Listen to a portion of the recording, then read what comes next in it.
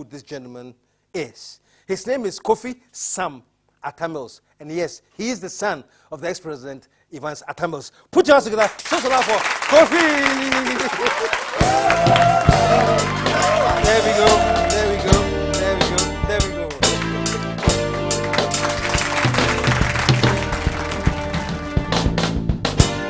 Wow. Showing some love, man. Kofi, welcome to the show. Thank you very much. I've been trying to get you on for a while, you know. Yeah, I know. It's now you're here. Busy schedule, man. But thank you very much. And I'm actually very happy to be here today. Yeah? Yeah. Show some love, man. Show some love for that. and I know this is, I'm going to get the what do you call that? The things that we expect out of the way very quickly. You are the son of ex-president John Evans Atamos. Yep. I am. Only one. The only one. Yeah. Any interest in politics? Maybe? Not at the moment. I wouldn't say no interest at all because, I mean, I believe that politics evolves around us. Everything that we do has to do with politics one way or the other. But for now, I think I want to focus more on my career path and establish myself in a career path that I want to be in, as to rather to champion myself in politics. So maybe politics will come, mainstream politics will probably come later on in life. But for now, I just want to establish myself in my career path. Your father was president of the country, and he was president under an NDC administration, and NDC is still in power. People will automatically assume that the pipeline has been opened. Yes, and I don't blame them because of, I mean, one or two things or stuff that other people have exhibited for them to, that's why you said stigma. People will brand you with a certain stigma. But sometimes, I wouldn't lie, I mean, sometimes I kind of feel that way, that wow, like I feel like, you know, my dad created a lot of opportunities for people, and I feel like, you know, I can be also, you know, be looked at and because of his goodwill, be able to get the support that I need and stuff. And I'm not saying I'm not getting any support, I'm getting a whole lot of support, but certain things, you know, draws your mind back a bit and you're like, oh, you know, so and so, man, I was really expecting them to, you know. But at the end of the day, man, I'm not looking for any handouts for anyone. I believe in hard labor. I believe in, you know, my dad had this thing that says go labor on, you know, and you have to labor on. And you have to make sure that whatever you're getting is a hard-earned, you know, sweat and tears. You know, I believe in all of that stuff. So, I mean, even though, like, sometimes you might feel like something is hindering you or, like, there's a boundary somewhere, you still have to keep pushing and stuff. So that's the kind of attitude and mindset that I'm approaching the whole thing with, and I believe it's paying off gradually. Fantastic, man. Show it some love, man. Show it some love. You look like a very illegible bachelor. Am I right? Or are you spoken for? I like to do things on my own. You know. Well, I just meant whether you are kind of single now or whether I know. the doors are open. You know, and I'm very sorry if I upset anyone, but I'm very, very, very engaged. Oh, I'm very engaged. You're very engaged. Yes. Okay. So all right, show some love. Yeah, I'm very engaged. Oh, okay. At the moment. Okay. Who is she? So. Or I should mind my own business. She's called Amma. I think that's the most I can say. That's what we can say? Yeah, she's called Amma. Oh, okay. Yeah. Wedding bells around the corner, or you're spending some more time on your... I believe time will tell on that. Okay. And my final question, and brace yourself for this. Where were you when you heard it? And how did you hear the news? So, on that fateful day, on that Tuesday, I was actually supposed to go to work. You know, it was very, I don't know, the day, how the day started and how the day ended was very unusual. Because normally we have devotion in the morning, and someone would come and wake me up to go for the devotion.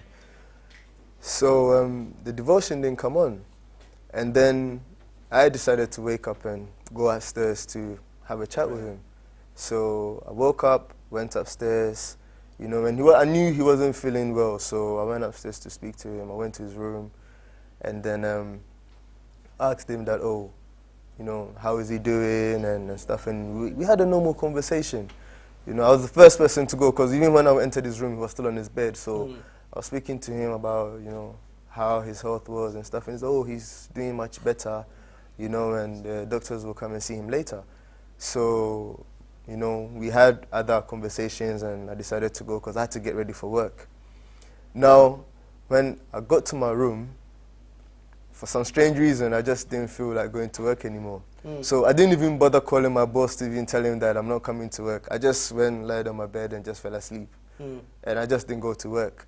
And it was very cloudy, so I was thinking I was going to rain anyway, so even if I step out, I'm going to get beaten by the rain, so I'll just use that as an excuse. So I didn't go to work. Then, I mean, I heard that he was supposed to be traveling that same day, so I was thinking, okay, I mean, when he travels, I'll probably go see him off at the airport. So I was just going to stick around. So my aunt came from Bahrain, and then she had to come and see my dad. So I actually met my aunt at the gate. When she came, she rang me, and I met her at the gate, and then I brought her in to go upstairs to see my dad. And this was around lunchtime. But the food that they were eating, I was like, oh, I don't really like this kind of food, so I'm just going to nip to a sewer and just get something. So he had lunch that day? He had lunch with my aunt.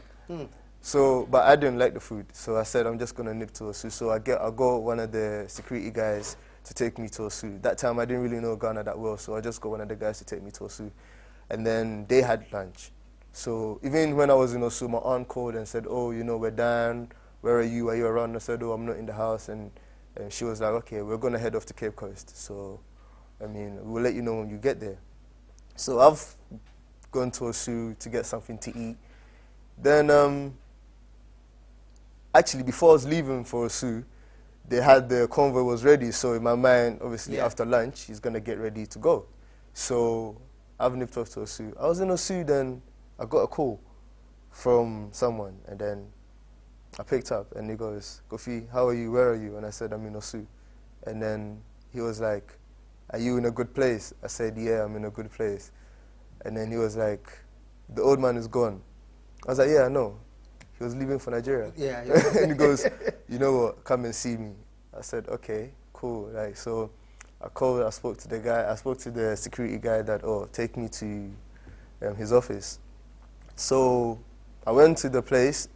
He actually met me outside in the open, and then I was just standing there with him, and then he put his hand on my shoulder and he goes, Kofi, he's really gone. I was like, what do you mean by he's really gone? He goes, the old man passed away. I was like, what do you mean? Like, I picked up my phone, I was like, let me just call my dad right now. Like, my dad's phone is always off anyway. Like, his phone is never on. His phone is always off.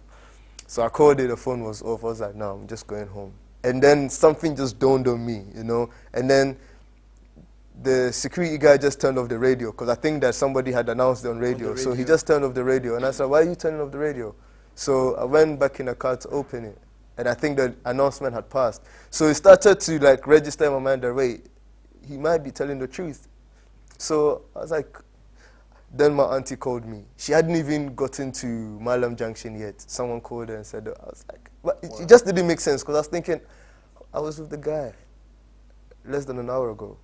Like, it just didn't make sense to me. So I just didn't know what to do with myself, man, because I was just like, oh my God, like, are you... So it happened at home, or he was in the hospital because he was having lunch? Well, he was at home, and he was at home when I left, right? But I was told that he was rushed to 37, you know, so he passed away in 37. That's what I understand. That's what I was told, because I'd left the house.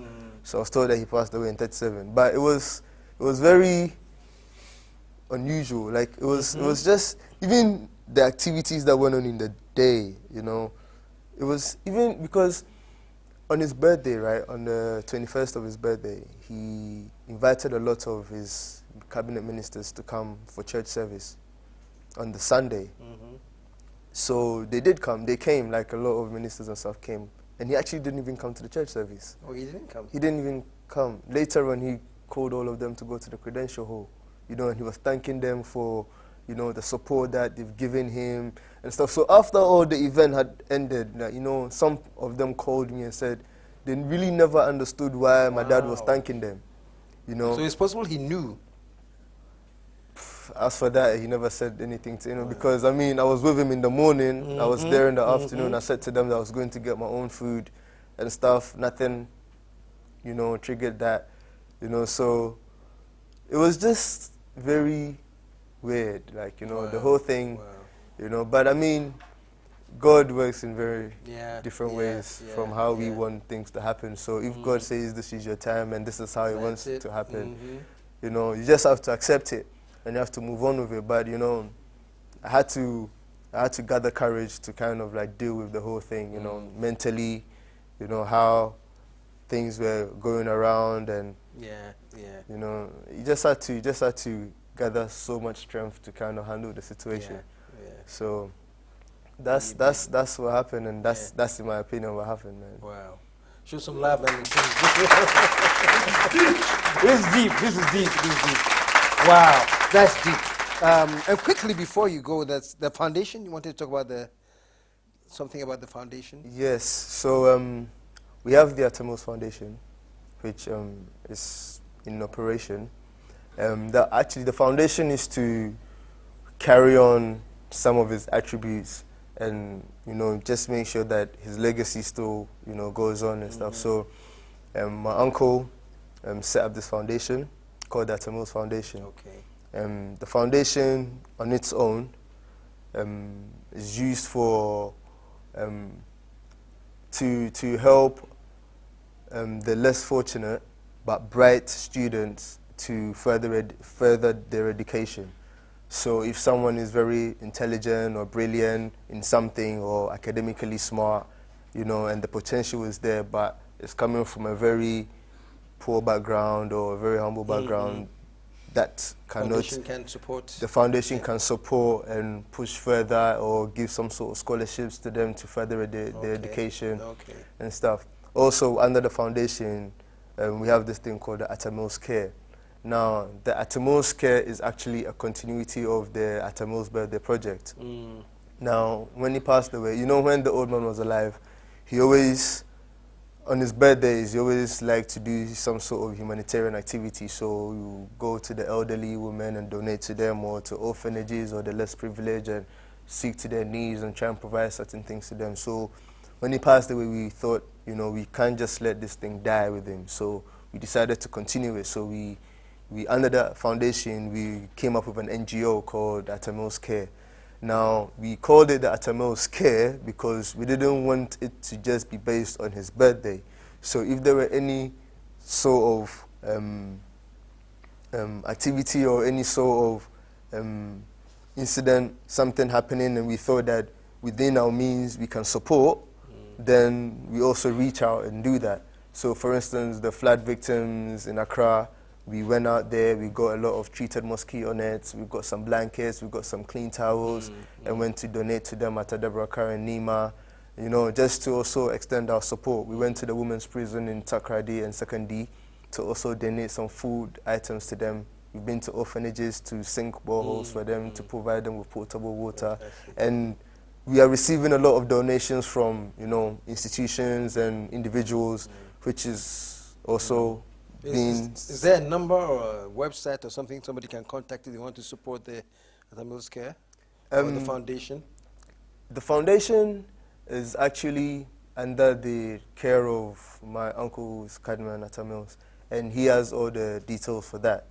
But the Atamos Care, I take care of that.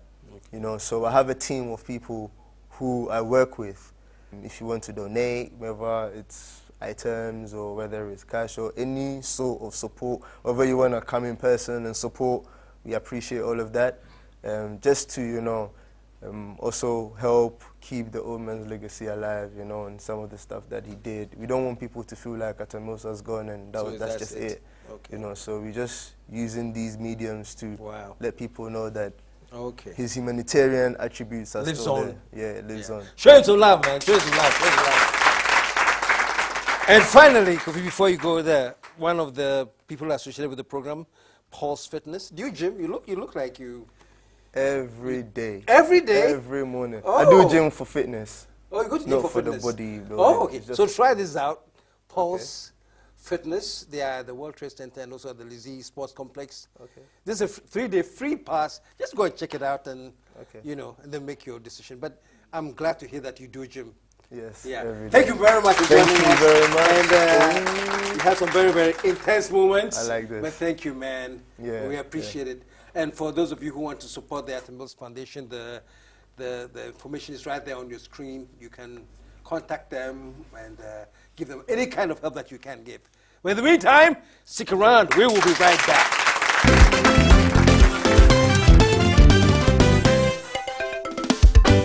The KSM Show.